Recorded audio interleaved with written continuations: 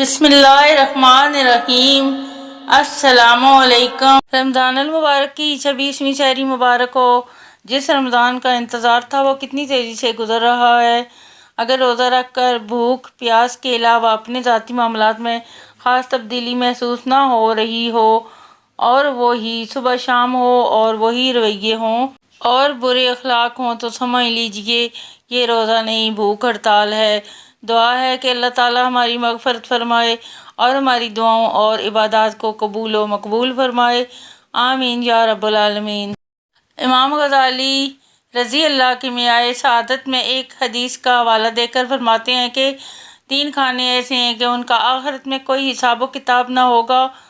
وہ کھانا جو کہ سحر کے وقت ماہ رمضان میں کھایا جائے، وہ افطاری جو کہ روزے کے افطار کے وقت کھائی جائے، وہ کھانا جو کہ دوستوں کو کھلایا جائے اور ان کے ساتھ کھایا جائے۔ حضور اقدس صلی اللہ علیہ وآلہ وسلم کا ارشاد ہے کہ روزہ آدمی کے لیے ڈھال ہے جب تک اس کو پھاڑ نہ ڈالے۔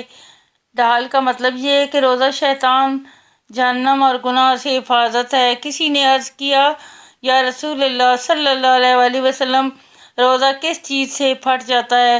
فرمایا کہ جھوٹ اور غیبت سے۔ اور ہم قرآن میں وہ چیزیں اتارتے ہیں جو ایمان والوں کے لیے شفا اور رحمت ہے۔ ماہ رمضان نزول قرآن کا مہینہ ہے، لہٰذا ہمیں اس ماہ میں قرآن کریم سے لو لگائے رکھنا ہے۔ مسافر کی روزے سے رخصت۔ رسول اللہ صلی اللہ علیہ وآلہ وسلم نے فرمایا، اللہ نے مسافر سے آدھی نماز اور روزہ معاف فرما دیا ہے اور دودھ پلانے والی اور حاملہ عورت سے بھی روزہ معاف کر دیا ہے۔ میرا نام رمضان کیوں؟ نبی کریم صلی اللہ علیہ وآلہ وسلم نے ارشاد فرمایا، اس مہینے کا نام رمضان رکھا گیا ہے کیونکہ یہ گناہوں کو جلا ڈالتا ہے۔